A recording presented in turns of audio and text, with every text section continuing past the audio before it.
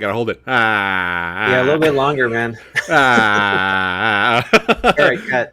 Not too bad. Not too bad. What's going on? My other brother, my other samurai brother, David, in the house. Viking Samurai is back in the movie dojo to hang out with all the badasses that's watching right now. How you doing, brother? Did you work out today? Oh yeah, I just got back, man. Great workout. Yeah, because we had the show live. Because we had the show live at 9 Eastern. I made sure I left to get to the gym earlier, which I told you is what I wanted to do. So I'm right on schedule, man. Oh, nice.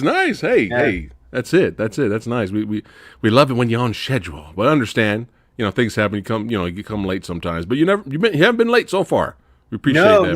No, 2 for 2. By the way, you were working out in your garage last time we talked. How's those workouts going? Yeah. I need to amp it up a little bit. I think I'm at that point where I can do a little bit more.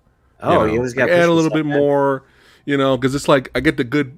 You pump to plump, right? I got to see. Viking Samurai's got the chiseled Greek god, physique, right? PhatSamuraiGuy's got all the big fussle. Right? So I'm working on hardening the fussle. I'll be good to go. But yeah, I need to do a little bit more. So I need to let a little bit more, get a little bit more sweat in. But hey, I started. That's the point, right? Yeah. No, I started. Did a little bit of katas in there too. That's right. Nice. That's right. I'm telling him, I'm gonna call you up and be like, yo, I need some help on some things, Any tips you need, man? You got a kata going on your shirt, by the way, it looks like. Oh yeah. Who is this? Some guy. I don't know who you got. Who is that? Is that Steven Seagal? Has he been working out finally? Finally. We were just talking about Steven Seagal the other day, and we were just like, dude, out of all the movies, he's made 5 billion movies with the word kill in it. Yeah, a lot of killing. You'd think he would have made Under Siege 8 by now. Like, fuck it. Like, let's do at least a third one. You think that would have happened, but... I hope so, man. There's still, hope. I heard he's not doing any movies anymore, though. Oh, the last one was... that was it? The last one he did? I mean, that's what I heard, but who knows? Who knows? Okay. I mean, I know he's busy, with his dojo in Russia, so... Oh, well, maybe that's what he's doing right now. I mean, He doesn't have to keep making movies. He can retire. It's fine. He's got enough other stuff going on. And face facts, these aren't the best movies. I know. We love them first 5, and that's it, right? But maybe go up to 8 or something. We could be. I'm picky. generous. We could We be generous, right? Yeah. Will we be generous today with Mr. Van Damme? Let's see. We'll find out. So let's get into it. Inferno, Desert Heat. Which title do you like better? Well, actually, neither. I like Coyote Moon, which was the original title. Really? Yeah. Interesting. Yeah. Okay. And I found out, by the way, so John G. Avildsen, who directed Karate Kid, Rocky, a lot of good movies. Yeah. So he wanted to take his name off of Desert Heat because Van Damme re-edited it, and he didn't like how it turned out. Really? Yeah, but here's the really interesting thing. Okay. He said that this was the only movie aside from Rocky, so the second movie that he's ever directed that with test screening got a standing ovation. This movie. His cut, not the one we've all seen. What? Which we wouldn't even be doing the show if that were the case, Wait a minute. Yeah. Wait, Desert Heat at some point got a standing ovation. Wow. Yeah, and again, this is a dude. What? It's not like he's Albert Pyun or anything. This is a guy that did Rocky, that did Karate Kid, which I'm surprised that didn't get a standing ovation, by the way. But right. I kind of think the reason it didn't, maybe when they test screened that one, they had the original ending when they're in the parking lot and Kreese tries to punch Mr. Miyagi and breaks those windows. Right. So they end it there, but if they ended it initially where it did end, right when, Daniel wins and then Johnny's you're all right, man, that would get a standing ovation. And you get the Miyagi shot and get the Miyagi shot at the end. such a good, powerful ending. By the way, can I even reply to any of these dudes in the comments? So you see at the top right, you should see private chat or comments. So click on comments, and you should be able to comment back. Once you see everybody's comments, you should be able to write. That's interesting. Back. I wonder if I need an account or something? Because I see a login and a sign up button. No, it should be at the top where it says it should be your top right. it should say, you click on it, and it should say private chat or comments. You should be able to, if you want to send a private chat to me, you click on that. If you want to talk to the yeah, that's interesting because I could have swore I could have typed in there before, but I don't know. And I'm pretty tech savvy, so I'm not like a guy that doesn't know how to do stuff. No, that's I don't weird. know, man. Maybe it's a browser. I've seen weird browser issues, but anyway, all these guys commenting. I'm not ignoring you guys. I literally can't comment in there. Are you at Google Chrome or? Yeah. That should work. That's weird. Really? That's strange. I don't know why it's not working. Well, keep trying. Okay. Well, if you want to answer anybody's questions, just blurt it out. Be like, "Hey, what's up, Jake?" Sure. Hey, what's up? Whatever. Because they're saying what's going on to the Viking. But going back, but yeah, go ahead. Going back, Coyote Moon. So, and I wish there was John G. Avildsen passed away, I think, a few years ago. Yeah. And I don't know if this work print's ever going to be released because probably not. Has the Rocky 5 one director's cut ever been officially released? Do you know? Rocky 4 is coming. No, I know that with Stallone, but I'm talking about John G. Avildsen, who did obviously part 1 and then part 5. I never even heard there was going to be a Rocky 5 extended cut. I never even heard that it's been around for a few years, but I don't know if there's an official release. But is it better? Have you heard anything? Well, I mean, the soundtrack's probably better, because I don't think the hip hop aged too well from the 90s in that movie. Go for it! Yeah. Go for it! Yeah, it's like everything sounds like CNC Music Factory, right? Yeah, pretty much. But going back to your question, I didn't even know. Yeah, I did not know this was a Van Damme edit film. I did not know that. Yeah, now he knocked it out of the park with Bloodsport because apparently that was a train wreck before he edited it. Hard Target was great. Hard Target was great, even though a lot of people do talk about. Again, another thing I don't think was officially released is John Woo's director's cut. That's probably not going to happen either. But here's the thing. I know. As much as I love Hard Target, it's amazing, but it's like I know a lot of people. Van Damme did get some flack because it kind of seemed like he kind of took over the editing and kind of bumped Woo out. But here's the other thing I've heard. You probably heard this as well. I heard Woo couldn't even get into his own movie. It's not like Van Damme did this. I heard that the editor was like, "No, we're not letting you in here." So it's like. It's not like it's Van Damme's fault. I'm sure he overseed things. It was like, no, let's have more slow motion. Let's do that, right? But I mean, I heard it wasn't just Van Damme. I heard Woo was locked out. So that's interesting. That sounds like studio. And they had Sam Raimi there the whole time to kind of oversee him to make sure he was doing what I guess the studio wanted. And I guess shooting movies in Hong Kong was so different because he's got all creative control. It's like what he says goes, Yeah. And then in America, this big opportunity is just I can't do anything, man. Yeah. It was his debut, so he really, they were like, no, we're gonna do things. It was a good experience for John. I'm sure he was probably like, all right, this is how it is over here because he kept making movies for a while. Broken Arrow, Face Off. Face Off was a big hit. So, but I did not know. That's really fascinating. I had no idea that this was there's another cut out there in Desert Heat. Chat, those of you that are just arriving right now, David just blew my mind. Apparently there was another cut of this, the original cut from the director that got, screened, and the audience gave this movie a standing ovation. Wow. Now here, before we get into the nit of the grit here, what are you drinking there? Oh, it's just water, man. Water? Okay. Yeah. Thought you had some whiskey in there. No, what do you sing the song with me? Cigarettes and whiskey and wild, wild women will drive you crazy. They'll drive you insane. All right. Had to get that out. Yeah. I'm very proud of myself. You're good. So I remember seeing this once. Okay. I remember seeing this once. And a lot of people will say once is enough, but anyway. I've seen this movie once, probably around the time I guess it came out, because I don't think it went to theater out here. No, I think it went straight to video, right? That's it was going to actually, because Sony, it was under Sony TriStar, and they figured Double Team miss, Knockoff miss, Universal Soldier the Return miss. We're gonna put this straight to video. Right. Yeah. Right. It could have went to the theater though. Maybe in selected theaters. It's possible. Maybe. Yeah, maybe. But yeah, I'm pretty sure I just rented it, and because I kind of saw a TV spot, and I'll give you a little taste here, chat. Don't forget the spoilers, chat. Is it? And you know how it goes, and is it really that bad? Episodes. So this is a little few seconds of the teaser spot right here. Like barbecue? I love it.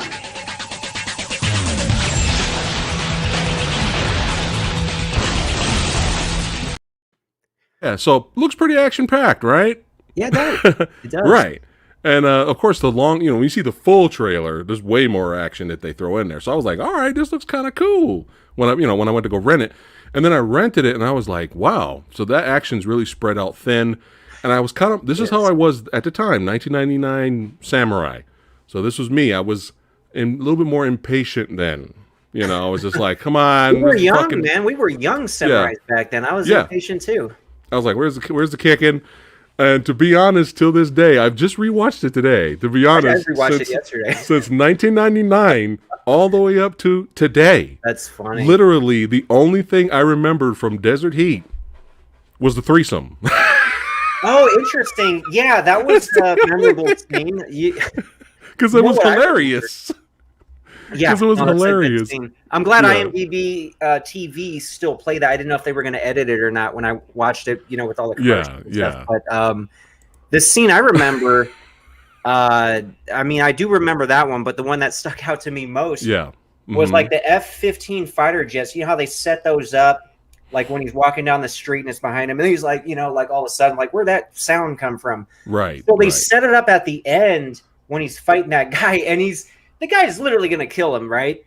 Yeah. And then he sees that jet coming, and he's like, oh, I'm going to time this perfect. Right. So right when it catches that guy with the sound, he does that, like, I think he kicks the gun out the dude's arms, and then, like, he does his beautiful jump spinning sidekick. Right? In slow-mo, we finally got some cool slow-mo right there, because he didn't do nearly as much as his other movies. But, I enjoyed that. There's issues with that fight, but the threesome was better, right? Well, of course. But yeah, it just made me laugh. I was like, that was so random. That's probably why I remember it so much, because it's not like it showed a lot of nudity or anything. Yeah. It was just so out of nowhere, man. Which happens a lot in this movie. There's so many what the fuck out of nowhere moments that, believe it or not, kind of gave me some entertainment while watching it. So this is not on the upper echelon of Van Damme films. Like, this is not the top 10 or anything like that. However, me being ridiculously bored way back in 1999, I've matured since. So I have a lot of patience with movies now, especially with a lot of samurai flicks and westerns, a lot of slow burn horror. I've matured now. So I give all movies a fair shake, right? No matter what genre they are. So I'm like, okay, let me watch this again. Let's give it a shot. So, it's funny you kind of mentioned the director of Karate Kid, because this is kind of a Karate Kid reunion in a way. So we have the director, we got Pat Morita in here, and the score of the movie's done by Bill Conti. No, that's funny.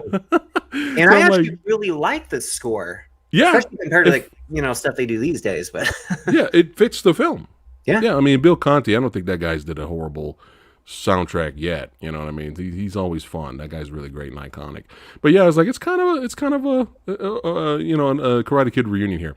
But we got Pat Morita here as Jubal Early. We got Danny Trejo as Johnny, and Gabriel Fitzpatrick as Rhonda Reynolds. So we have her, and we have Jamie Presley in here. So we got some eye candy for the fellas, and probably some women too, which is fine. You know what's funny?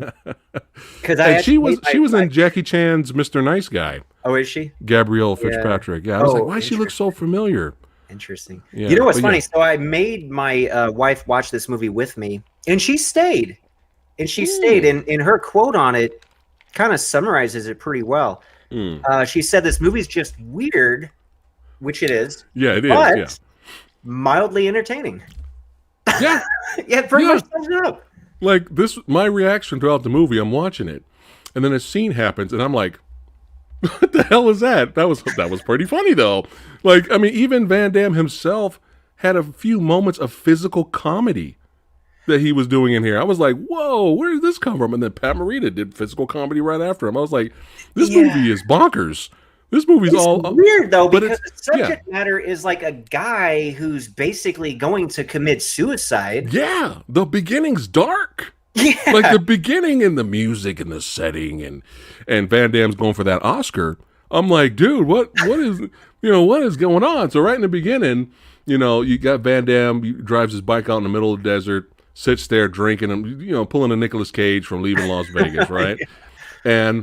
And he's just like drinking himself to death, and then you think Danny Trejo, who's Johnny, shows up. You can tell they're buddies. There's a military reference, like you won the medal, man. Don't worry about how many people you killed, And Van Damme's like, I killed too many people, and For some reason, they could have explored that a little bit more. Like we could have had a few flashbacks of him in the war, something like that. Like why does he really want to end it, or get the okay from Johnny? Well, he needs it okay because I guess they did kind of clear that part up because he saved Johnny's life. So the Indian spiritual belief. I mean, you're connected. Your souls are connected for life. So it's like I think that's why he needs his okay to end his life. Right. But it is a little confusing because just a quick flashback would have been nice. Yeah, why not? But it's fine. It's fine though. He just really couldn't assimilate back into civilian life, I guess, like Rambo. Right. But again, it's played like kind of almost like a comedy in a way, which is really weird. Yeah, later. Yeah, later. It's like, initially, like, this is kind of deep. And then it just gets like wacky and cheeky, So he's randomly shooting everywhere while he's working on winning that Oscar. And then I guess some knuckleheads come up and say, "Hey man, you almost shot our truck." They beat him up. They shoot him. They leave him. They think they leave him for dead. But no, the youngest brother, they have him shoot, but he couldn't do it, right? Yeah, exactly. And he just kind of shoots off on the side because he's like not really like them or whatever. And then they leave. They take his bike, and then Johnny picks him up and takes him back to his his house. Kind of mends him, brings him back. They didn't really. Did you see where he got shot? It was kind of. I was like, well, I think he got like shot in the shoulder or the arm. Okay, but it's kind of funny because Johnny talks about Van Damme's character Eddie Lomax, who sent him a postcard letting him know he's coming. I brought you a gift. Mm-hmm. Now, when you get to Johnny's house, I'm pretty sure like the mailman doesn't deliver there. He's like literally in the middle of nowhere. I doubt there's a mailbox out there. Like I don't know how he got that postcard, to be honest with you. Yeah. It was a little weird, but this whole movie is weird. But yeah, I don't hate it at all. Like I do not hate this. This is a piece of trash. I don't. It's just bizarre, but it's kind of fun. In a bizarre way. But yeah, the beginning is dark here. Like the beginning's like, oh man, what is going on? He wants to end his life. Like what is happening right now? And then, we have the knuckleheads, they did their thing. So, Trejo, instead of, getting the bullet out of his shoulder, he just rubs Van Damme's feet and Van Damme's good to go. Nice little foot massage there. Well, singing the song, right? And then Van Damme comes back too. They have a really good dialogue. They worked well together. They did. They were really good together in the film. And Trejo was good. Trejo, I enjoyed him throughout this whole movie, except there's one part of the movie where I was like, "What are you doing?" I think you know what scene you're talking about, but when we get there, I was like, "What the fuck are you doing, Trejo?" But other than that, I enjoyed him in the film. So when he comes back too, he's like, you know what? I still need your permission. I still need your okay to go on this journey, And so, but I need my gun back because they took his gun. The knuckleheads took his gun, and he's like, I need your bike. I need to go get your bike. That was supposed to be your gift. So he goes into town. Trejo tells him, hey, stop by the diner. There's some really good apple pie there. Really good apple pie there. You know what I'm saying? Sure. You know what I'm saying? Right. But it's interesting because at least initially he's got a purpose again, right? Yes. I mean, vengeance is a great motive. Right. If I was ever suicidal and that happened to me, I would think I would want to do what he did first. That's that's some good motivation there. Yeah. There's still something I need to do in my life. Take care of that and then go from there. Right. At least But that yeah, kind of you're right. purpose. But here's the thing: you really can't blame. I mean, the bad guys are jerks, right? Maybe not the young one because he didn't kill Van Damme, but the brothers. You can't really blame them that much because if I was driving my truck out in the middle of the desert and it shot like my windshield, I would be kind of pissed. I would do what that guy did. I wouldn't shoot him. Yeah, well, but I would definitely confront him and say, dude, what the hell are you doing, man? Yeah, it's like, you have to murder the guy? He's drunk. Just knock him out and rob him or what? I mean, no, don't do any of that. Samurai does not condone that. But yeah. They were in the right at first. They just took it a step too far. Yeah. But whatchamacallit, you have these weird, bizarre, funny things. Like characters, they're bizarre and weird, but you remember them. You know, like the religious couple, like the knuckleheads come by their place to take their money, collect money. You know, and they take their money. And then the lady's super religious. Now, this is going against God. This is the reverend's money. What are you doing?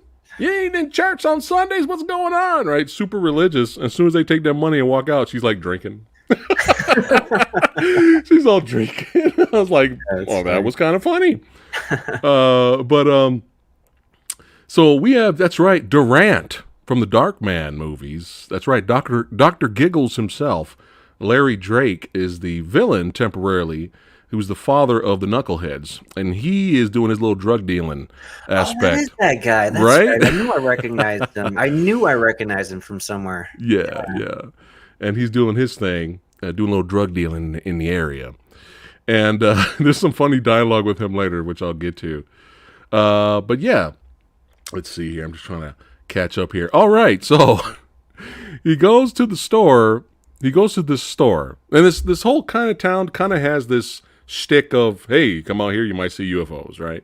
Yeah. They didn't like super advertise it, but that's kind of a thing in their little town. So you got this couple coming in. Which works later in the movie. Yeah. And they finally get some business, right? Yeah. But you got these two assholes in there just stealing credit cards, just being dicks. And Van Damme shows up in there because his gun is in the back. And they're just like, oh, screw this, man. We're not going to take any shit. And then they just pull out a gun. He's like, all right, fuck you. And then he ends up killing both of them, which was a good scene. I enjoyed that scene because those guys we got a little Van Damme karate finally, Yeah. I mean, it was pathetically used when he was drunk. And the guy threw a dagger. He threw his kick and got knocked down. But he's got the kicks back there. He's not drunk. Right, he's sober now, But and that was a good little action sequence there. It was short, but it was short and sweet. Short but sweet. But then, all of a sudden, out of nowhere, just the beginning of the bizarro world that we got going on here is all of a sudden you hear the character Uncle Eli is in the back. He's all, help me! And he's like strapped to a chair, and they have him locked to a chair not too far behind the counter. So like other people could kind of hear him yelling like, help! I'm like, what is going on? And then Van Damme goes back there. He rescues them. He's like, bring my tank. Because he needs oxygen, right? And then all of a sudden, there's this big story, a little side plot story of how, like, my nephews came out to me and they needed a job, so I felt sorry for them. But then they took over the store and they locked me up in the back, and they told everybody that I've been in the hospital. And I'm like, wait a minute. This is a whole other movie we got going on here. Yeah. We got a whole other movie. What is happening right now? But then I'm like, what is happening? But then I'm laughing at the same time because the guy's so quirky. The guy's like, good riddance. I'm glad they're dead. And he's happy that his nephews were killed. Like he's all on Van Damme's side. And then he's like, anything you want, take this money, take the ammunition, take whatever you want for helping me, for freeing me. And then Van Damme's like, I'm looking for the Hogans. You know where the Hogans are, brother? And then he's all like, oh, you're going to kill the Hogans? Good! Kill them all! I'm like laughing hysterically over here. I'm like, he's like, just kill them all. Great! I'm like, dude, Uncle Eli went from what the fuck character. Okay, now he's entertaining now, which is a theme with a lot of these characters. So bizarre. By the way, did you know that this is a remake of what is that Japanese movie? Yojimbo? Mm-hmm. Yeah, it's so weird because the bus driver dude even talks about that movie, at the end of the movie. At the end, But He had a crush on Jamie Presley, and he's all like, "Hey, Daddy, do you like samurai movies?" Speaking of Jamie Presley, this is how I met my wife. I just went up to her and said, "Hey, do you like samurai movies?" No, oh yeah, that worked out, right? It's your wife, but it's. But yeah, go ahead. Speaking of Jamie Presley, like I mentioned, I watched it with my wife last night. Yeah. And of all the women in the movie, she thinks Jamie Presley is like the hottest one, you know? Well, and then she's like, so wait a minute, Van Damme has a threesome with these girls. He's dating the blue-eyed girl, but he doesn't do anything with Jamie Presley? It doesn't make sense. I'm like, none of this movie makes sense. It's true, though. That was some of the complaints I've seen from other people about this movie. They're like, Jamie Presley was in the movie for like 8 minutes. Yeah. That's a crime. I don't know. Maybe, not that it really matters, but, well, it matters. But I mean, like, in the movie verse, you know, maybe, I don't know, maybe in real life she was too young compared to Van Damme. It was kind of icky.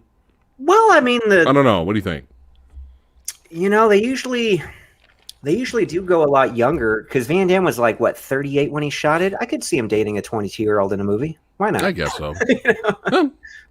I'm surprised it didn't happen, but she had eyes on the bus driver, son. He likes samurai movies. That's true. There you go. But yeah, throughout the film, I got that Yojimbo, aka a fistful of dollars, vibe, especially when you have the lone gunman or the lone samurai who's pitting two different villain factions against each other, right? Divide and conquer, man, like Trejo says. So once that was happening in the movie, I'm like, oh, okay, they're doing like Yojimbo a little bit. And then at the end, you had the bus driver scene. I was like, there you go. So it's really a Yojimbo. If you didn't know, by the way, this is a movie we're referencing.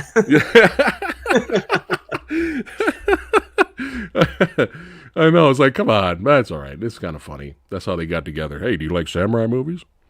But yeah, Uncle Eli, man, I was like, what the fuck? But he just ended up cracking me up. And Pat Morita is sitting there waiting 3 years for his girl to come back, in the cafe.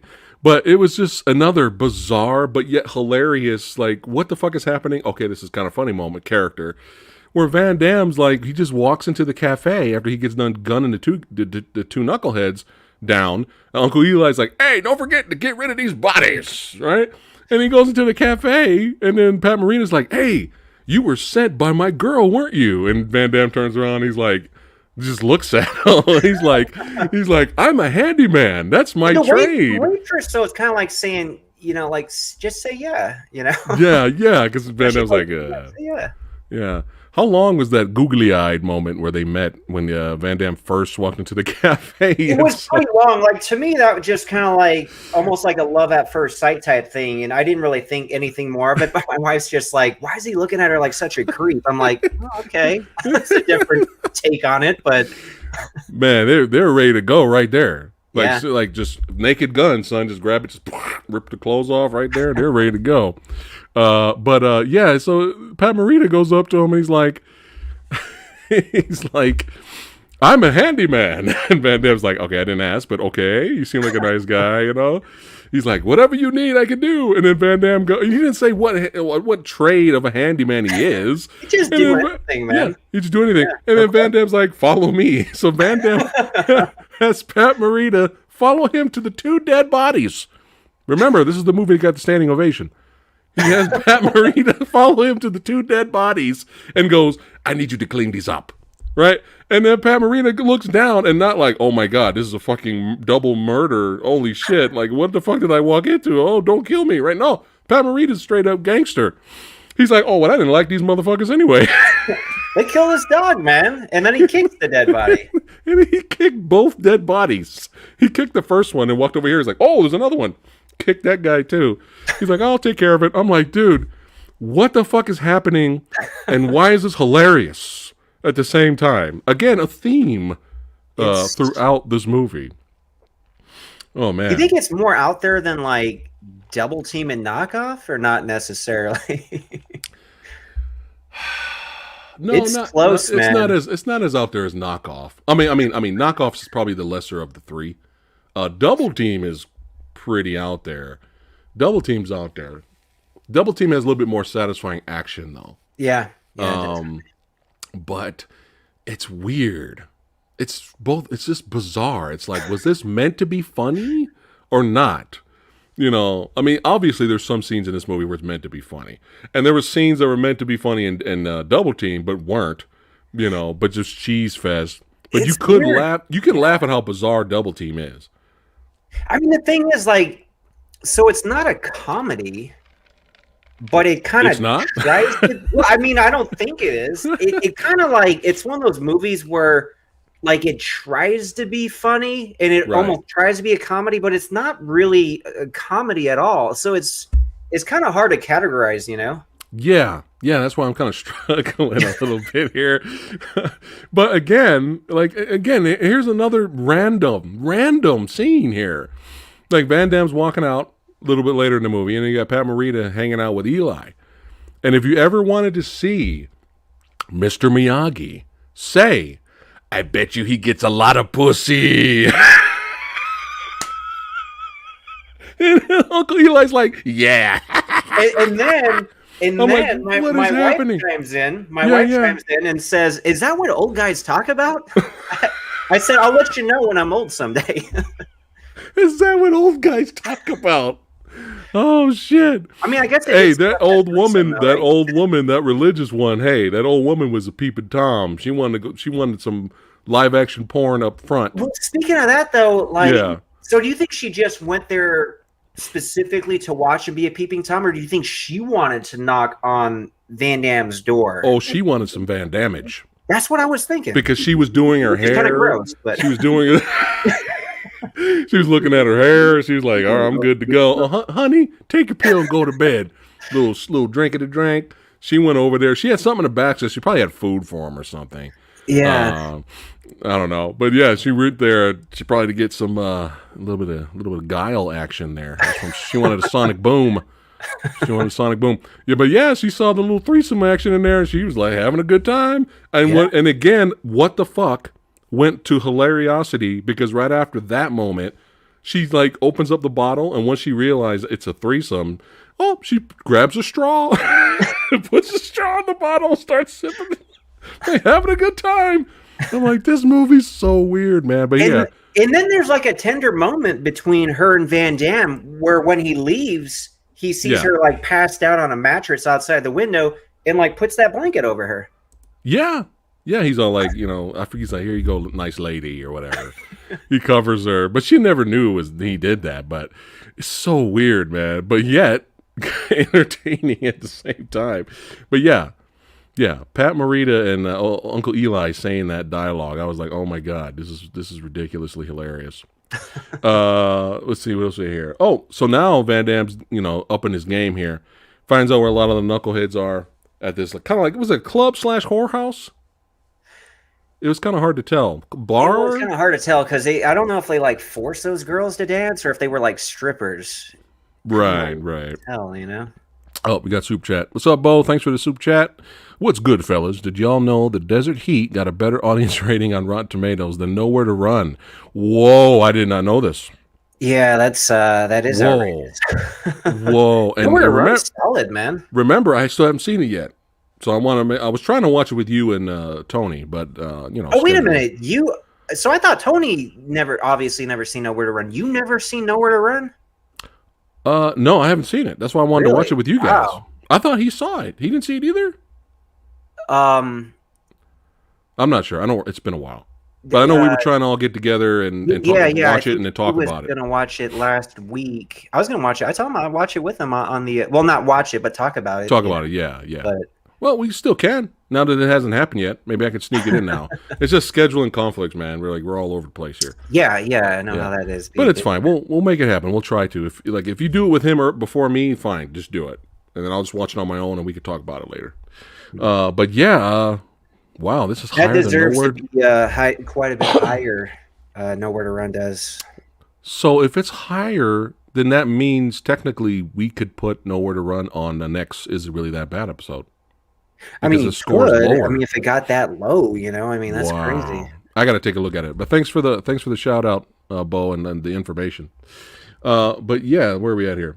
Okay, so he takes out some dudes at the what you call at the club or the bar, because they're messing with these two blondes. They're being dicks. They're being assholes. So Van Damme walks in and he goes, "Can't we all just get along?" You know, he just shows up there, and I like his little, I like his little jump to the side shooting action. Cause yeah, that was actually kind of a cool scene. Yeah, usually, you know, like for Chow Yun-Fat and John Woo movies, they jump to where they're shooting. He did the opposite. He did like that, which probably made it harder for them to hit him. Everything's got to be different in this movie. That's why. Yeah. But yeah, he took those guys out, and that was a nice little action sequence there. And of course, you know, took the blondes with him. They got in the truck. Took him home, sure. Yeah. You got in the truck. But they had that weird camera angle where they're like, "Can you take us with you?" And then Van Damme looks down, and then there's this camera angle behind the girl's leg for like 8 seconds, and I'm like, "Is that supposed to be sexy?" Like, what? Yeah, I'm just saying, you think, if, you know, it'd be one of those, "Hey," wink at the camera. Well, sure, get in the truck, and then they show another part of the lady. I guess if they're trying to be exploitive. Like, you know, if that's what they're trying to do, but I'm like, why are you showing her right thigh? I'm like, was she not in frame and it was supposed to be an ass shot that Van Damme was looking at? Like, why? Okay, all right, we're just looking at her thigh, her right thigh for like 8 seconds. Okay. Anyway, so they get in the truck. And that's where our Yojimbo action happens. So you got the biker gang versus the Dr. Giggles gang, right? with the sons, and then that was kind of rushed. I felt, I don't know why, but it was like soon as they started chasing Dr. Giggles in the car and his sons, there was just some random explosion on the side. Cut. Oh, I guess we got him. And then the next shot is them, you know, Dr. Giggles going, "Hey, everybody okay? Okay, let's go get them." Yeah, that was kind of rushed. That's a good point. Now, Van Damme's cut did cut it down to, I think, which the runtime is only, 95 minutes? So I guess the original cut was quite a bit longer. So maybe that's one thing Van Damme didn't think we needed, but we did need that, you know, thigh shot earlier. That's right, random thigh action. But yeah, that was just it was just kind of quick. You know, I was just like, oh boy. Let's see here. All right. So he shoots those guys. We have the hilarious threesome where she comes in there and she's like, "I just want to thank you personally." No, she goes, "Thank you, disrobes." Van Damme goes, "You're welcome, disrobes." So you get double the butt shot for everyone. There's eye candy for everyone in this movie. I think that was the last time Van Damme probably showed his butt in a movie, right? I don't keep track of Van Damme Van Damme butt shots. As he was getting older, I don't think the women probably wanted to see it as much. I don't know. Or maybe he's not as confident. I mean, he's still in ridiculous shape. He's still in really good shape. That's true. Maybe the ass is saggy. I don't know. You know, I don't know. He's like, "I'm still ripped and buff, but you know, my ass is a little wrinkly, so nothing I could do about that." But yeah, it was kind of funny. You know, he's having fun with her, and the other girl comes in. She goes, "Oh, you're busy." She walks out, and he's all like, "No, you're next. Come on." She goes back in there. It was again, what the fuck leads right into hilariosity. Yeah. With religious grandma on the outside, drinking out of the straw. Which, it's interesting though, because you kind of have like that love at first sight scene with the waitress, and my wife's like, "I thought he really liked that other girl." I'm like, "Well, they're not dating or anything, right?" You know? Yeah, he didn't. They just want to thank him. I mean, what's the big deal? Right. It's like it's she's probably having fun too. Hopefully not with the bald-headed dude in the back. Now, was that Jamie Presley's brother, or who was that idiot? I think it was, because we needed the older guy there was like his dad. I think it was like a family-run business. So right, okay, yeah, I hated that guy. Yeah, I know he blew up. I know he blew up, but we needed a little bit more violent death for that idiot. But but it's fine. But yeah, googly eyes earlier, so later in the movie they're gonna get together. It's just a matter of time, man. It's just a matter of time. But yeah, gotta love Uncle Eli, man. Kill them all. Kill all of them. Did you watch Seinfeld? That guy was in a really good episode of Seinfeld, by the way. Oh, really? No, I didn't see that one. I'm gonna have to go look it up now. I think Kramer and Newman were trying to basically sell his record collection because he was sitting on all these records, you know. And all right. Yeah. Okay. Well, I'm gonna have to check that out. But before the Yojimbo moment happens, we have Dr. Giggles sitting in the car with his sons, and again, random, out of nowhere, Dad, why you always pick on me and Petey, or me and whatever, the other brother in the back, but you don't pick on little guy, little Jimmy, whatever his name is. And he goes, because we're just going to call him Jimmy for now. Sure. Because I made little Jimmy with your mom out of love. No. I made little Jimmy with his mother out of love. That's it. That's all he said. He's like, well, what about us? And he says something like, well, oh man, it was something like, well, I had fun fornicating with other women when fornicating was fun. So fuck you guys. I was out of nowhere. I was like, and then he tells him to get over it. Yeah, get over it. Yeah, get over it. Oh my god, random. Yeah. And then we have our biker gang attack, and then we fast forward to the Yojimbo moment where there's like a little, back and forth between both gangs. And then what happens? Oh, the oldest son had enough of the dad basically belittling him all the time, and he kind of kills the dad. He kills the dad. He breaks the dad's he did neck. the moment, man. I mean, I don't know if he necessarily tried it. It was more of like a oops type thing, I think. Was it? Because right before he broke his neck, the dad goes, "You're not strong enough." Well, I mean, you don't have the balls. But yeah, maybe actually, I thought it was kind of like a oops.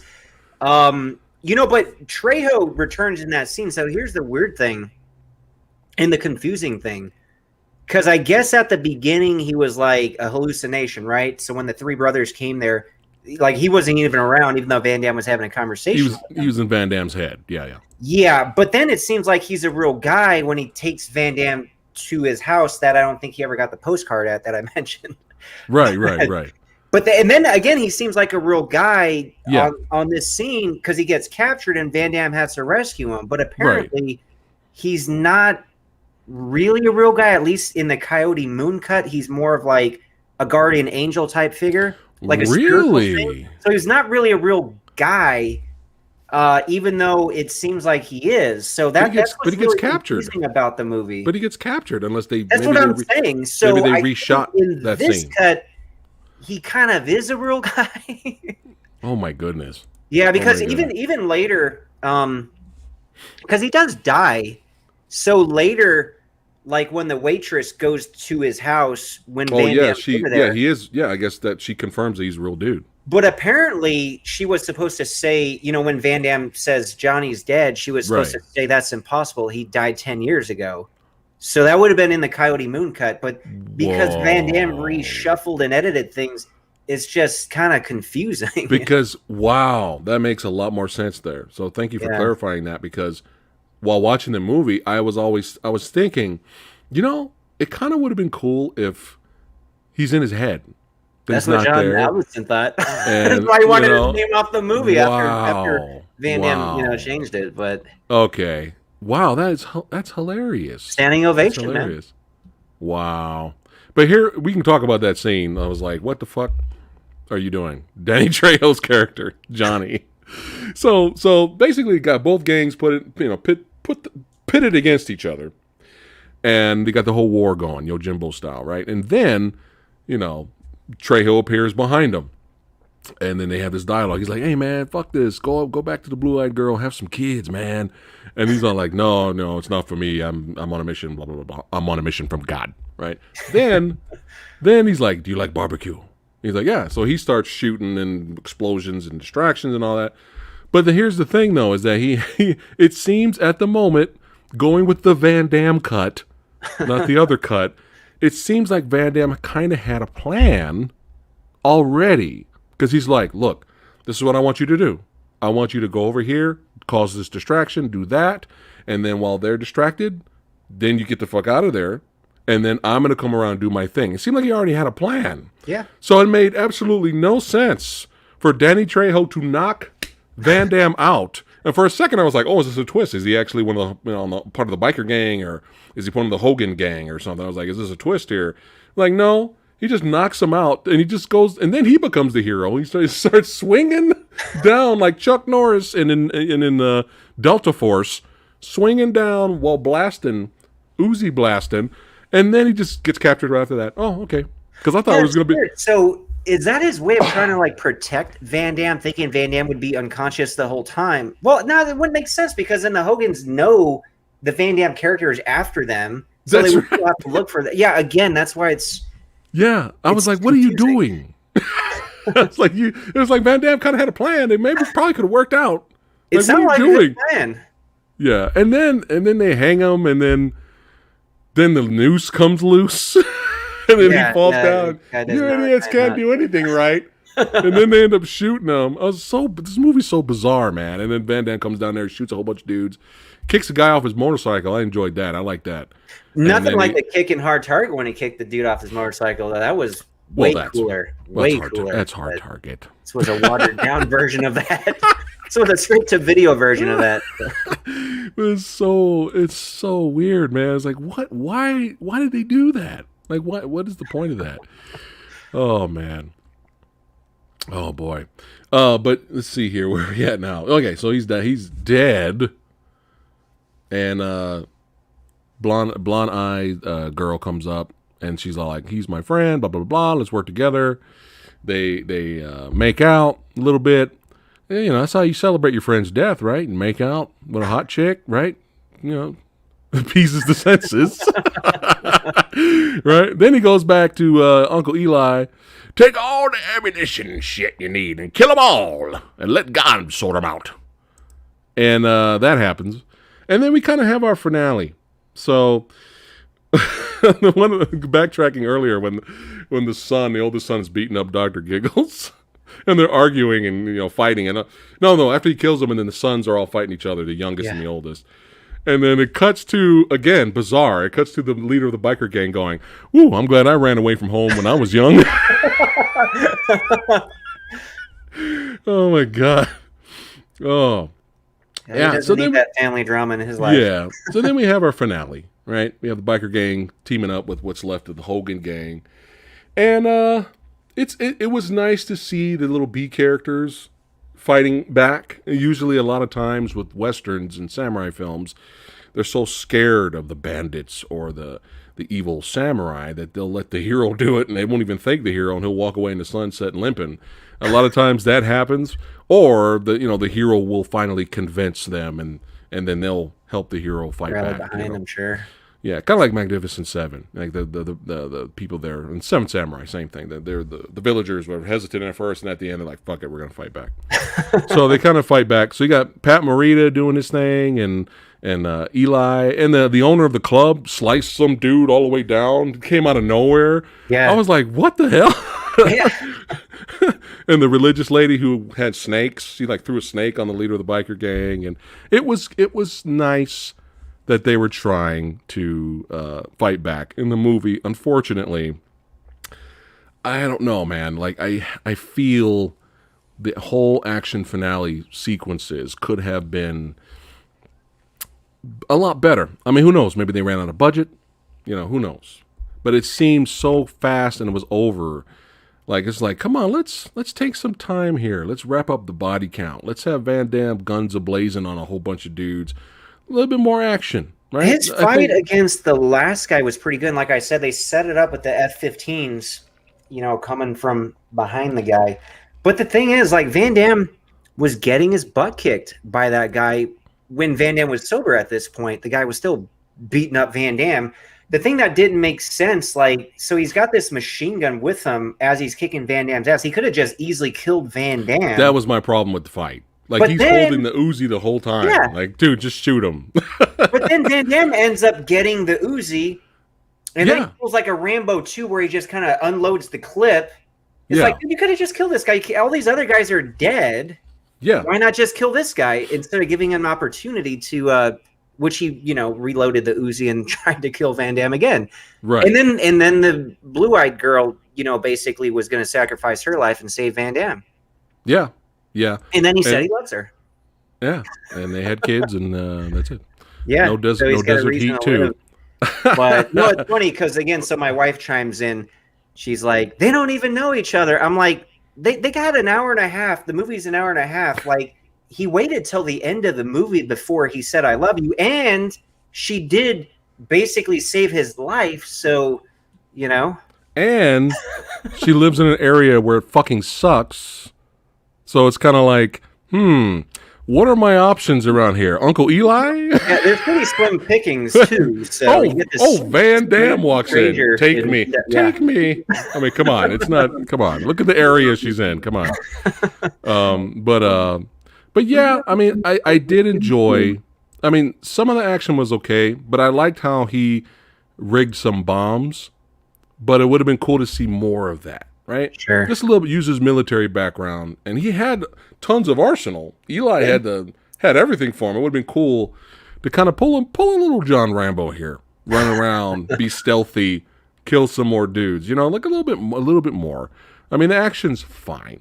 It's fine. But yeah, the end final fight here. There he goes. Yeah. There was I like the kick, the running kick, of course. You know, if you're a Van Damme fan, gotta love the running kick. He did a pretty cool Hurricane Rana. Did he break that guy's neck? Well, real quick. Oh Yeah. no, that I know what you're talking about. That was really cool. Yeah, I think Yeah, the dude he like put his legs around the dude's neck and flipped him over. That was pretty cool. Yeah. But going back to that kick you just had up a second ago. Which one? The first one? That jumping. It's almost like a combination of like drop a kick? flying side kick / drop kick. And I think even though they didn't show it, like he didn't land on his feet, so it was almost like that landing was like a drop kick, right, where he just lands on his side. That was kind of a bizarre one. We haven't really seen that. We usually see his jumping side kick to the face. This was like a hybrid. Yeah, it was like a drop kick. It was like a jump kick to a drop kick. Yeah, it was like weird. a boom. Yeah. But I mean, the action's satisfying enough if you're. Yeah, it's a good time waster type of action, right? You want the bad guys to get theirs and stuff, you know. But if you're watching this expecting a great Van Damme Western, you could do better, and it's called Hard Target. Because Hard Target's a Western. It is. Yeah. It's a modern day Western. But a quick question before we kind of wrap it up here. I'm having fun, a blast, of course, talking with you and hanging out with you as always. But quick question. Do you think, I mean, obviously now Van Damme has matured as an actor. He's actually a legitimately good actor now. Oh, yeah. Around this time, do you think he was going method? or we had a little bit of a mixture of I'm playing a drunk, but I'm still kind of struggling with some substance abuse? Because there's obvious facial, you can look at his face in some scenes where he's supposed to be sober. And look at the shot right here. Dude, look at, he is gone. Like, I think he's going method, man. You know, here's a really interesting thing about this movie. Look at this shot. Come on. Yeah, he was supposed to be sober in this shot. He was supposed to be sober, going down there to fuck dudes up. What is this? It's bizarre. I had to ask you. It's bizarre, but here's a weird thing of like art imitating life. So his character in the movie, you know, is like at a crossroads at this point in his life, and so is Van Damme's career. You know, like, because I know, I don't know if they shot this before Universal Soldier: The Return or after, because I know they sat on the shelf for like a year. Okay, well, I think on IMDb they have them both as 1999. In 99, but I think Universal they shot after, even though it was released before this. So, and I remember like that was supposed to be his big comeback, and you know I was there opening weekend. Nobody else was. Hopefully you were, but you talking about The Return? For The Return, yeah. I saw that in theater. I did. Okay, I mean, great soundtrack. I have the soundtrack. Well, you know what's funny, because I remember seeing in the theater, and you know, so the director of that was like a stunt coordinator, I guess. Okay. It wasn't like a real director, and it just kind of felt like a video game. And I remember, you know, there's a guy made a comment during one of the action scenes, and like he's like just loud, so the whole theater heard him. this movie sucks. And like, I'm the biggest Van Damme fan. I'm just kind of like in my head, yeah, it kind of does. Yeah. It's so I'm not great. surprised it flopped, but I guess, Van Damme's like career is kind of spiraling down. I think this is the whole time that Chuck Zito fight happened in that Scores Club. So Van Damme's probably kind of starting to feel not too good about himself. I mean, this is like his last shot to be in a big theater again, Universal Soldier: The Return. And then this comes out straight to video after. So this, in my opinion, even though Legionnaire before that did get a theatrical run, like, in the rest of the world, but not like in the US. Right. But I think Desert Heat's really, in my opinion, the first like straight to video one, and he wasn't able to climb out of that, since pretty much. But yeah. Probably the beginning of the end. The beginning of the end. Yet he's still making stuff. Yeah. 2021, he's got The Last Mercenary coming out on Netflix. The beginning of the end for a big budget Hollywood mainstream movie theater. Yeah, what a sad closing chapter. But hey, so this is that transition film. JCVD and Expendables 2. And that's true. The big one that's ridiculously underrated is Universal Soldier Regeneration. Is insanely underrated. Well, I'll add the Bouncer to that list, and that just came out a few years ago. It's also called Lucas. I still haven't seen that yet, but I heard good things. Really good, really good. Yeah, I heard good things. But yeah, I was in the theater, and it was with my buddy for the Universal Soldier: The Return, and it was one of those. We were just laughing, man. We were kind of having fun with the movie being bad, and we were kind of laughing, especially with Goldberg trying to act. We were just kind of cracking. I did like the fight scene with Goldberg. That's a good fight scene. I think he like kicked him inside of like a. I like Michael Jai White in the movie. I like Michael Jai White in the movie. I wish their fight was longer. Yeah. But they had a pretty good fight actually. Yeah. You know us though. We want the dream match. It was way better than the fight he had with Steven Seagal in Exit Wounds, man. That was a little weak, but. Yeah, well. I'm sure there's a lot of behind the scenes stories with Exit Wounds. I'm sure we probably talked about it before, right? Like in the end credits of Cradle to the Grave. Watch the end credits of Cradle to the Grave. Really? Because I seen that once in the theater, and I think I left during the end credits. So. The end credits is the best part of the film. Really? Because Anthony Anderson and and Tom Arnold, they kind of go back and forth. Yeah, I think I did stay for that. Now I think that was like 20 years ago, but I think I do remember that's the best part of that movie. Yeah, and they talk about Exit Wounds. It's hilarious. It's really funny. It's really funny. But yeah, Desert Heat. Now we talked about the good stuff. We talked about the bad stuff, and it's kind of funny. After all these years, since 1999, it's a long time, I was actually entertained by this movie compared to when I watched it the first time. The first time I watched it, I was like, I'm gonna fall asleep. But I was young and dumb. But I wish we could see the real version now that you have brought that to light. I would love to see the real Coyote cut. Moon. By the way, we never got your answer. Do you prefer Desert Heat or Inferno as the title?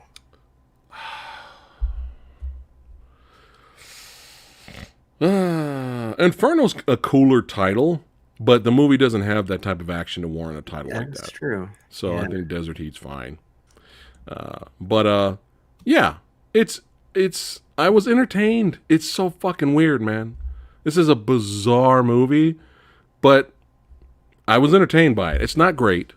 It's not a great film. But I was the entertained. idea a lot more than the execution by far. Yeah. Another thing though, when they kind of tie it up at the end, when Pat Morita's girlfriend or wife or whoever comes back to town because now it's like got a booming economy. Yeah.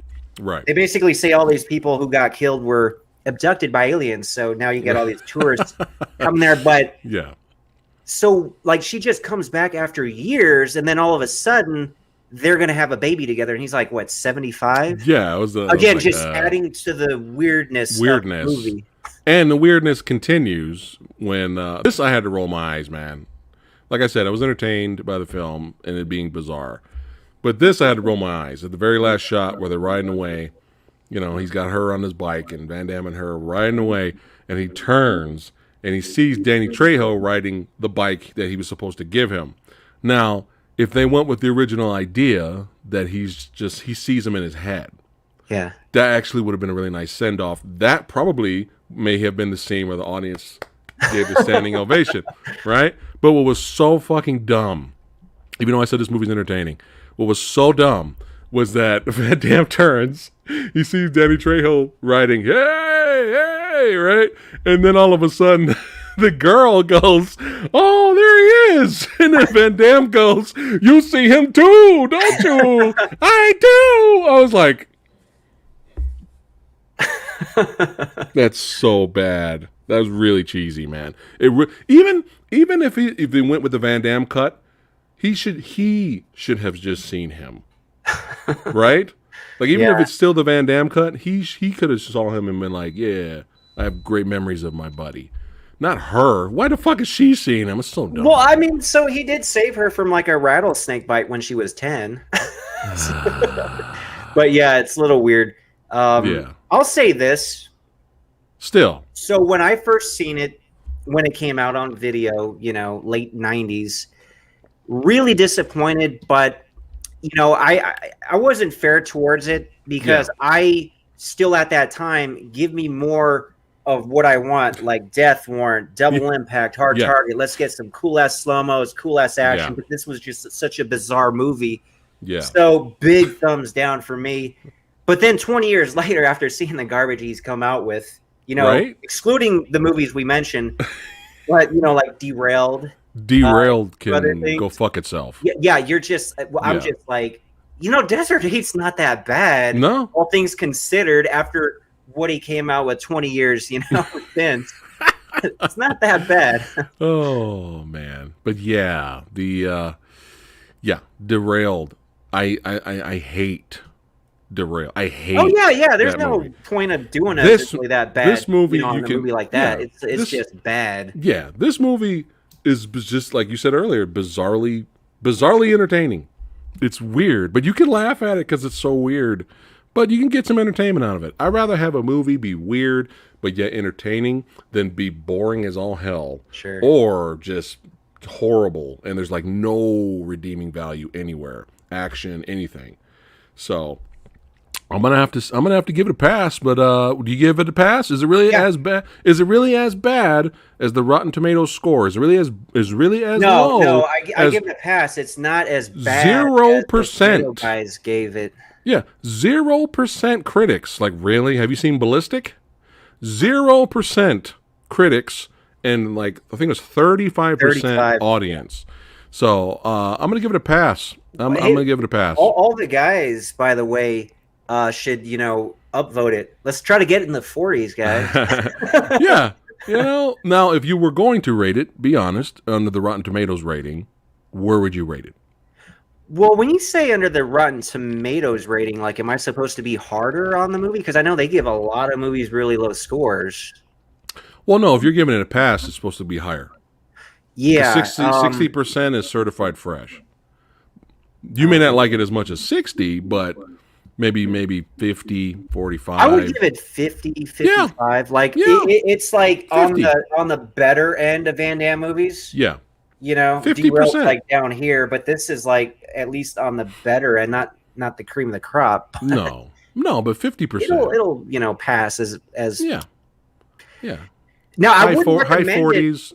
I would recommend it before any of the movies he's come out with before that. Like any Van Damme movie before Desert Heat, I would probably recommend before Desert Heat. Right. But I would recommend Desert Heat over probably all but maybe like 4 movies in the last 20 years. Or actually maybe 5 or 6. I did like the one Sheldon Lettich did, like The Order and The Hardcore. Like, I kind of like those ones. Those two I have not seen. I have not seen those. Yeah, those aren't bad. Those are on the list for me to check out. But yeah, so chat, Movie Dojo Army, we have given Desert Heat a pass. We do not think it is as low as 0%. And 35% audiences. So it gets a pass today. Nice. It gets a pass on the show, on the episode today. Now, let's see what the Movie Dojo Army thought about the film. Here we go. What did they vote for? Oh, look at that. Should be 30 audience. Look at that. They be higher. Yeah, they agree it should be higher than 0%. That's ridiculous. Good deal. 35%. That's kind of ridiculous. As bizarre as the movie is and cheese, It's higher than that. So there you go. Movie Dojo Army gave its approval. But yeah, man, this was a lot of fun. Sexy Sumo. I gave Desert Heat a threesome. That's funny. That's funny. Well, he also said, watch Derailed in 20 years. You will probably like it. No, I don't think so. No. I don't think so. No. No. Everything, there's no value. You can't, effects are horrible. The fights are horrible. It's funny. Yeah. People make fun of the special effects in Cyborg, you know, like when she takes her face off or her head turns and it's like the robot head. It's like those special effects on the no-budget movie Cyborg blow away Derailed. It literally looks like a model in a cheap model train that blows up. Like, it's so bad. It's terrible. I think somebody just pocketed that part of the budget. they just pocketed that. And, you know, it went to Van Damme. The budget went to Van Damme to be in the movie. But I was just like, dude, this is a paycheck film. Like, this is like, I need a new paycheck car. film. Definitely. I need a new pair of silk underwears. You know, that's what I need. That statue from Sideshow Collectibles I sent you. How much was that thing? I think it was like $2,200. Yeah, it's about right. How big was that thing? I mean, it's pretty legit. They're limited, right? They only make so many of them. I'm assuming. So. I think you should give in. I need some donations. That's a Viking Samurai Kickstarter. Background decoration fun. I'll tell you what, guys. I know I got a lot of Seagull haters on my channel. I will. I'll put it. Actually, you know, it should be like right here, but I'll move the Seagull stuff if we got the Kickstarter for it. I think somebody earlier, by the way, asked what this Rambo thing is. This was like a Best Buy exclusive, like the 4K set. Oh, is that the Steelbooks? Yeah, I seen somebody earlier mention that in the comments. I would have bought that. I would have bought that, quickly, but I already own them separately in 4K. Yeah, so I couldn't bring myself to double dip. I could see that. Yeah, and I already got Steelbooks too. But I think you should give in and buy that statue, man, because that's a boy. Think about it. That's a legitimate statue. It's not like an action figure. It's not like plastic. Pretty like it's a statue. Yeah, you get the Bloodsport one, not the Kickboxer one, right? Oh, I'd have to. I mean, I love Kickboxer, but I'm the Bloodsport guy. Yep. Like, I love them both, but if I had to pick one, like, what would you pick? Bloodsport. Yeah. That soundtrack, man. Kickboxer had a good soundtrack too, though. In the gym all the time. Yeah. Oh man. But yeah, this was a blast. What do you got going on this week? You want to plug your channel or anything coming up for the Movie Dojo Army? Guys, watch the video I posted today. It's why the 80s and 90s action movie stars were jealous of Mr. T. So we're giving Mr. T a lot of love on the channel. I gotta watch that. Yeah, I gotta watch that. I saw the other video when you had the gentleman on there and you were talking to him, the Taekwondo martial artist. Yeah, AJ Von. And I saw the clip of him talking about when you asked him, out of all these action stars, who would you say was a legit fighter or who can handle himself? Yeah. And he said Mr. T. I was not expecting him to say Mr. T. Yeah, I'm not surprised. That's not a name that would have popped in my head. What? The way he explained it, because this dude, by the way, check out his YouTube channel. I plug it every time he's on my videos. But yeah. So he's like 4th degree black belt Taekwondo. Would be 5th. Never tested for it. Extensive Dutch kickboxing. But the more interesting thing, so he's pretty much been a bouncer like his whole adult life in Mexico and one of the most dangerous clubs in Acapulco. Yeah. And then in Holland, and then in Los Angeles too. So he's got like a lot of real world experience. So I kind of take what he says as this is a legit dude, man. Yeah. Yeah, and he's saying Mr. T. I'm just like doing research. I'm like, Mr. T would kick ass, man. I did not know any of that. I was like, whoa. I got the craziest thing, by the way. And actually, you mentioned what else I'm doing on my channel this week. I didn't even know I was going to do this video till today because I just found out. And I'm going to do a video. I don't know if I'm going to post it tomorrow, probably Wednesday at the latest. Okay. But apparently, some of the guys on my channel have been pointing out that the Stallone Zone forums, people have been talking about like my Stallone videos, and apparently Stallone himself like goes on there and kind of engages with the comments. And in the thread with the video of like all the guys in the 80s and 90s, like who's the real tough guy, who would win a fight for real. Yeah. Stallone chimed in. What? And he said me. Oh, shit. Yeah, and he says, he makes a good point about the kind of punishment somebody has to be willing to take. Yeah. Whereas, like, most of these action guys, he says, are sissies and would run away if they got punched in real life. Right. But Stallone's background, as far as, with Rocky 2, I think Duran, he actually sparred with. And then in Rocky 3, Ernie Shaver, who Muhammad Ali said is like one of the hardest punchers ever. Yeah. Stone took shots from him. Obviously, he took that shot from Dolph Lundgren. He talks about that, sent him to the hospital. Yeah, I heard that. He broke his neck during the Expendables. So this guy takes punishment. He even let Antonio Tarver punch him in the face for Rocky Balboa. So he's got a good point. And I'm sure he's got skills, obviously, training all those Rocky movies. But I kind of think in real life, Stallone is like Rocky 4. Like, you have to kill him if you want to win. Yeah. And in order to do so, you got to be willing to die yourself. Like, I'm going to tie that part in my video. Right. And, did you know about this here? Did Hogan break Stallone's nose in Rocky 3? I didn't hear about that. I mean, I wouldn't doubt it. Oh, my Stallone, goodness. I always describe Arnold as, like, strong. Yeah. And he's got, a lot of cool records. Like, he's a strong dude. But Stallone, tough. Yeah. Stallone is tougher, in my opinion. Yeah. Yeah. If Stallone fought, I love Arnold to death, but if Stallone fought Arnold in the street, I think we saw Stallone giving what you call him at the end of Rocky 5, giving him that elbow back of the head. Come on, Stallone street fight if you need to. Oh yeah. Now I'm thinking about when Bobby brought that up. I'm thinking about it now that I did hear that Stallone wanted it to look real against Hogan when he was Thunder Lips, baby.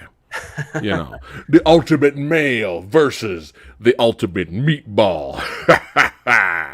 And you can tell like when he's slamming him and kneeing him in the ribs and all that, like for pro wrestling on the big screen, there's some hard hits. Like when Stallone was getting up like this and he gave him a straight elbow drop, that was like real. Like I was like, dude, that wasn't a stunt double for Stallone. He really wanted to take those hits. Yeah, no, he's a tough dude, man. So his answer is such an alpha male answer too. Right. Like me. Do you want to get together and discuss the Rocky IV director's cut in the future? Yeah. Unless you want to, I'm gonna do probably a video comparing the two, but yeah, I'll be happy to discuss it. In addition to that, too. Yeah, we can discuss it here too. You do your video on your channel and just come and show up and we'll hang out. Drago, I think it's going to be called. Man, did you see the deleted scenes with him in Creed 2 and Dolph Lundgren actually went after it? No, I didn't see that. I really loved their scene in Creed 2 where you saw Creed 2, right? Oh yeah, of course. Okay, I really loved their scene in Creed 2 where it was just dialogue driven, but there was tension, there was suspense there. They're sitting in front of each other in the restaurant. That was a great scene. Like they didn't even need to, and they were kind of talking shit in a way, but they didn't need to fight because that dialogue scene between both of them was so good from both actors. But there's a deleted scene on there where there's like a press conference and stuff, and they hit each other. Really? Like it gets nasty. Interesting. Yeah, so check out if you have it on Blu-ray or 4K. There's the deleted scene on there is so it's kind of fun. Of course, us fanboys, we probably would have loved that in the movie too. Like, I should have left it in the movie, but it's fine. It's fine. But yeah, what are your thoughts on the third Creed movie? There's no Stallone in it. He has passed the torch. I don't know why he couldn't still be a trainer. I don't know why, but maybe. I guess it makes sense. He has a break. He wants a break. It's funny because I was talking to somebody else about the movie. Like, I will watch it because it's going to have the feel and the themes of Rocky. So Rocky kind of lives on through that. But, I made the comment that I don't think Creed needs Rocky anymore. Like, by the third one, and they kind of hinted at the end of the second, like, Creed's ready to kind of just go his own path without Rocky. So I told the guy that I was talking to, like, I don't think Creed needs Rocky anymore. And then he replied, he said, without Rocky, there's no need for Creed. I'm like, okay, I could see that perspective, but I don't think Rocky needs to carry him. I think Michael B. Jordan's strong enough with that character. Yeah. We'll see what he does. I don't know if he directed anything prior to this that he's this is like the first movie he's going to direct, but he's really just basically doing a Stallone and just like taking control of the whole thing at this point. I'm sure he's going to do a good job. Now here's the thing. But storyline wise, he needs a trainer though. You know what I mean? Like you can't just train himself. So I wonder what they'll do. And I would love to have like Clubber Lang come back in some capacity, But then again, it's almost like really riding the Rocky coattails too much because first you bring Drago back, and now we gotta bring Mr. T back, man. He's still looking good, You can totally bring him back. I'd fanboy out. Yeah, whatever happened to Clubber Lang after Rocky 3? Yeah, I love Rocky 3 so much. That's one of the greatest movies of all time. I love it so much. Just like of all time, of any genre, right? Like it is. It's just, it gets you pumped up. Like you're like, this is a real fight. There's just so much going on. It's crazy that Hulk Hogan and Mr. T are in it, isn't it? Yeah. But we love Rocky 4 too. Now we love them all. Even 5 has even 5 has its moments. Yeah. My favorite part in part 5 is when he's hitting that heavy bag. Oh, that's a great scene, man. That's like a legitimately good scene where he's watching Tommy fight on TV, and he's not invited, and he's just sitting at home watching it with the family, and even the family's like, "Why are we watching this asshole? He dumped you." He's like, "All right, don't worry about it. He's gonna do good. He's a good kid." And then he goes over there, and every time Tommy hits someone, hits his opponent, Rocky's in the back hitting the bag. That's really great scene, man. And then right after that, I like to thank bootleg Don King that we got in this movie. Yeah, and it's Stallone's face. He's all like thinking he's gonna thank him. That was a legitimately great scene. Oh yeah, despite everything, all the other problems with Rocky 5, that was a legitimately good scene. Yeah. But yeah, this is a blast. I could talk to you all day, man. But I know you're busy. I know there's things you got to do. Probably gonna go work out for the 5th time out of the day. It's all right, man. I'm catching up to you. I got 2 veins to your 58. Yeah, 2. So one day. One guy, by the way. I got to push it up. I'd seen a comment. He's like, Viking Samurai's not a bodybuilder. He doesn't compete. He's just a fitness junkie. Well, see, it depends how you define it. Like I use the term like a competitive bodybuilder are the guys that compete, but in the general sense of like, I am building my body. I do consider myself a bodybuilder. But other people may not because I don't compete, nor am I nearly big enough because again I'm all natural. So I was like, I think there's probably like 1 or 2 out of like 100 people that compete naturally that can do it. It's just not something you really do, and I never wanted to go that route. So I'm like, I'm not going to compete with these guys using all that stuff, man. But I still consider myself a bodybuilder just with the actual training and the mentality and. The building of the body, but just so I use a different term, like competitive bodybuilder or just like a bodybuilder. Right. But I am a fitness junkie too. So. But that makes sense. Competitive bodybuilding and then bodybuilder. It makes sense. Yeah. Like Anthony Johnson, former UFC fighter, MMA fighter, he went into bodybuilding just to get jacked. And but he never went competitive. He just wanted to train and get huge. He's got the and now he's back to MMA fighting now. Is he in Bellator now though? I don't think he's back to the UFC, is he? He's back in Bellator, and the fight with him and Yoel Romero. Oh, that got canceled. Yoel's out, isn't he? Yeah. I didn't know if he passed his medical exams. Yeah, he got popped. But the weird thing what do you mean? Was he on drugs? He didn't pass the test. Oh, I thought it was more like his brain wasn't right to fight again at that age. I didn't know it was more like he got popped for like PEDs or something. Which the thing is I didn't look into it in detail, but it's weird because he's saying he was taking these substances because it was helping his eye, and I was like, wait a minute, what's going on? So if you look at, so you're saying Visine made him fail his test? No, it's weird. If you look at these photos, I was like, what the hell's wrong with his eye? Like say I'm looking straight, right? Yeah. His eye was over here. That is weird. It's weird. So I don't know if you're not gonna see a cab coming. You'll see the hook, but that's. I was like, did he get injured or like what the? What's wrong with his eye? And then even Israel Adesanya popped in and said that before their fight they had the stare down, the face off before their fight, and he said something didn't look right with Yoel's eye. That's so something he may have been not telling people if his eye's damaged. He may have kept that like a secret. But that's interesting. Yeah. By the way, Sexy Sumo's a bodybuilder too. His body is built of junk food. Yeah, so he's really stretching the definition a little bit. Like I don't think I was stretching it. I was kind of like there's competitive and there's non. He's really. Well, I'm a bodybuilder too now. I'm a bodybuilder too now. If you identify as such, sure, why not? But I think he's stretching it a little bit. I don't think I was, but that's funny. Oh man, well, brother, this was a lot of fun. Always talking movies with you, hanging out, talking movies and martial arts and all that fun stuff. Movie Dojo Army, make sure you head over to Viking Samurai's channel, subscribe. He's got a lot of fun, good content over there, very interesting content. Martial arts, movies, actors, behind the scenes, all that good stuff. Tomorrow, don't forget, got another Verbal Nectar podcast episode with, let's see, I got 4 horror movie directors showing up tomorrow, wow. All at the same time. The director of Spare Parts, For the Sake of Vicious, and actually, not a horror director, but documentary director for a really good documentary called Nail in the Coffin, The Fall and Rise of Vampiro, which is one of the best pro wrestling documentaries I've ever seen. Really, really good. So he'll be here hanging out tomorrow. It's going to be a fun time, 6 p.m. Pacific time. Don't miss it. And as always, keep being badasses. Keep working out. Having fun, being good people. Don't be an asshole. Don't be a douche. Don't be a burgle cut. And we see you guys next time. Take care. Don't go anywhere, David.